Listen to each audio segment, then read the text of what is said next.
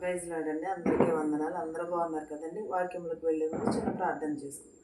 స్తోత్రం స్తోత్రం సర్వోన్నతుల సర్వశక్తిమంతుల కృపామయుడానికి లెక్కలేని స్తోత్రాలు నాయన ప్రభు. తిరిగి నలిగిన హృదయంలో దయచేయమని అడుగుచున్న ప్రభు. ప్రతి ఒక్కరికి మారు మనసు దయచే ప్రభు. వినట వలన విశ్వాసం కలుగుటకు, మారు మనసు పొందుటకు వాక్యంలో నుండి మీరు నడిపించమని అడుగుచున్నాను తండ్రి. ఆమేన్. ద్వితీయోపదేశ కాండము ఒకటో ద్వితీయోపదేశ కాండము 29:11 నుంచి ఇలాగూ రాయబడి ఉన్నదండి.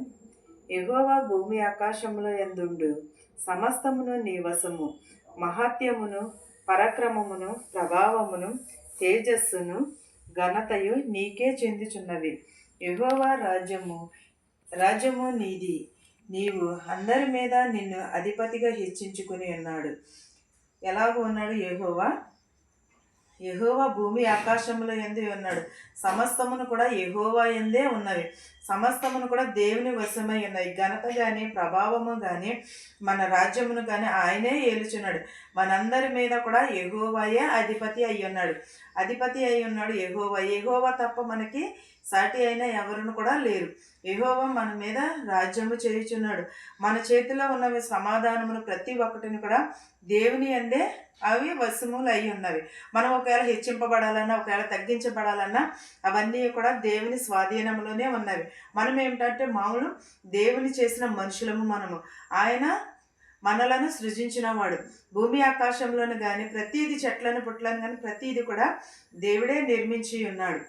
గొప్ప ఐశ్వర్యమును గొప్ప ఘనతమును నీ వలనే కలుగును.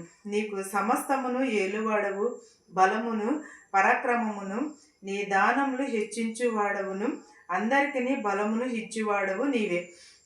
ఏమి ఇచ్చుచున్నాడు? మనందరికీ గొప్ప ఐశ్వర్యం ఇచ్చుచున్నాడు, గొప్ప ఘనతనిచ్చుచున్నాడు. సమస్తమును ఏలువాడు యెహోవాయే. పరాక్రమమును నీ దానమును హెచ్చించువాడు కూడా, అందరికీ బలమిచ్చువాడు, ఆరోగ్యమునిచ్చేవాడు, ఆయుష్ ఇచ్చేవాడు కూడా యెహోవాయే. మనం హెచ్చింపబడాలన్నా అది దేవుని చేతిలోనే ఉన్నది. మనం తగ్గింపబడాలన్నా దేవుని చేతిలోనే ఉన్నది. మనము ఒకవేళ మన ఇంట్లో ఏదన్నా జరగాలంటే అది కూడా దేవుని వశమనే అయి ఉన్నవి.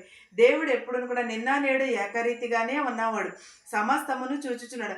మన సమస్త జనములను కూడా యెహోవా యందే ఉన్నవి.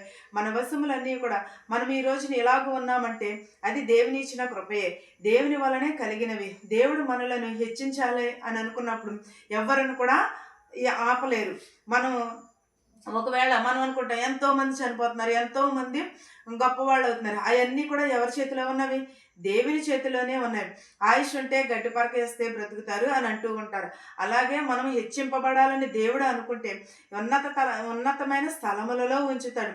లేదు మనలను త్రొసివేయాలి అని అనుకుంటే మనము దేవుని కింద కాళ్ళ క్రింద మాత్రమే ఉంటాం.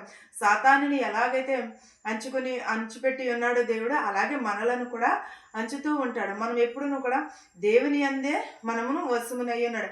ఆయన చేసిన చేతి పనులే మనం హెచ్చింపబడు గొప్పతనమును కానీ, మనకు ఐశ్వర్యమును కానీ, అందము కానీ, బలము కానీ ఇవన్నీ కూడా యెహోవాయే ఇచ్చేవాడు. మనం చదువుకోవాలన్నా, లేకపోతే మనం ఏది చేయాలన్నా, ఒక జాబ్ చేయాలన్నా, ఒక ఉద్యోగం చేయాలన్నా, కరకి గర్భఫలమునైనా కూడా దేవుడిస్తేనే తప్ప కానీ మన వల్ల ఏది కూడా కాదు. ఆయన మనలను హెచ్చించాడు. మనల్ని తలగా చేస్తానన్నాడు కానీ తోకగా ఉంచున్నాను అన్నాడు. మనల్ని ఎప్పుడు కూడా ఆశీర్వాదములతోటి, దీవెనలతోని దేవుడు మనలను నడిపిస్తున్నాడు తప్ప కానీ మనం ఏమనుకుంటాం, ఇది నా వలన కలిగినది, ఇది నేనే. కానీ సృష్టి అంతా కూడా యెహోవా చేతిలోనే ఉన్నది. ఇవన్నీ కూడా దేవుని వశములై ఉన్నవి. మనం అందము కానీ, ధనము కానీ, గొప్ప కానీ ఏదైనా సరే అందరికీ బలమిచ్చేవాడు కూడా యెహోవాయే. మా దేవా, మేము నీకు కృతజ్ఞతాస్తుతులు చెల్లించుచున్నాము. ప్రభావము గల నీ నామమును కొనియాడుచున్నాము. ఇవన్నీ ఇచ్చినందుకు మనం ఏమి చేయాలి? దేవునికి కృతజ్ఞతాస్తుతులు చెల్లించాలి. ప్రభావము గల నీ నామమును కొనియాడబడుచున్నాము అని అంటున్నాడు. మనవపూర్వకంగా దేవునికి కృతజ్ఞతలు తప్పగాని మనం ఏది కూడా చెల్లించలేము.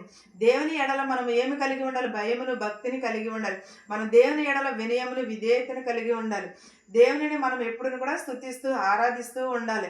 మనకి దేవుడు ఏది చేసినా సరే యెహోవా చేతిలోనే ఉన్నది. ఒకరిని చెడపాలన్నా, ఒకరు ఏం చేయాలన్నా కూడా అది మన శత్రువుల నుంచి తప్పించాలన్నా కూడా దేవుని చేతిలో ఉన్నవి. మెట్టుల దారులన్నీ కూడా సరళము చేయాలని కూడా అవన్నీ కూడా దేవుని వశమై ఉన్నవి. అందుని బట్టి మనం దేవునికి మనం ఏమి కలిగి ఉండాలి? కృతజ్ఞతాస్థుతులు కలిగి ఉండాలి. మన తోటి వారితో సమాధానమును కలిగి ఉండాలి. ఈ వాక్యమును మీకును మాకును మనందరికీ తోడై ఉండును గాక. ఆమేన్.